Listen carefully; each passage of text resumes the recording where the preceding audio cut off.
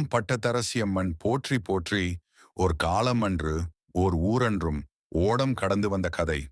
காவிரி கரை அருகில் காலம் கடந்து வாழ்ந்தோர் ஊரு. அந்த ஊருக்கு வறட்சி வந்தது. வயல்வாடி மாடுகள் இறந்தது. மக்கள் பசியில் தவித்தார்கள்.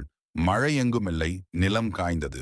அந்த ஊரில் ஒரு விவசாயன், மனசு நெஞ்சம் நல்லவன், ஒரு இரவு கனவில் கண்டான். அரசி போலே அம்மன் வந்தாள். பொன்னினாலான ஆபரணம், வெள்ளை புடவை ஒளி தருது.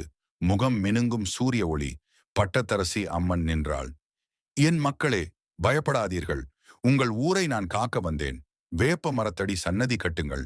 மஞ்சள் பூவும் பொங்கல் வைத்து வணங்குங்கள். அப்போதான் மழை பொழியும். அப்போதான் வயல் பசுமையும். அப்போதான் பசி மறையும். அப்போதான் வளம் பெருகும். காலை எழுந்த விவசாயன் சொன்னான். அம்மன் அருளை மக்களுக்குச் சொன்னான். ஊர் மக்கள் ஒன்றிணைந்தார். வேப்ப மரத்தடி சன்னதி கட்டினார். கல்லை வைத்து அம்மனை நிறுத்தி மஞ்சள் குங்குமம் பூசினார். பொங்கல் வைத்து பாடல் பாடி மக்கள் சந்தோஷம் கொண்டாடினார். அந்த வருடமே மழை பொழிந்தது. வயல்கள் பசுமை மீண்டு வந்தது. மாடுகளும் மக்கள் மகிழ்ந்தார்கள். அம்மன் அருளை புகழ்ந்து பாடினார்கள். அம்மன் காப்பு கேட்காத நாளில் மூஞ்சி அம்மை நோய் வரும். ஆனா மனசு தூய்மையோடு அம்மனை வணங்கினால் குணம் வரும்.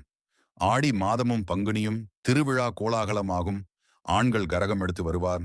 பெண்கள் ஊரல் ஆடி பாடுவார். பறை ஓசை, தவில் ஓசை. அம்மன் ஊர் சுற்றி அருள் தருவார். பட்டதரசி அம்மன் காப்பாளம்மா. நல்லோருக்கு வளம் தருவாள்.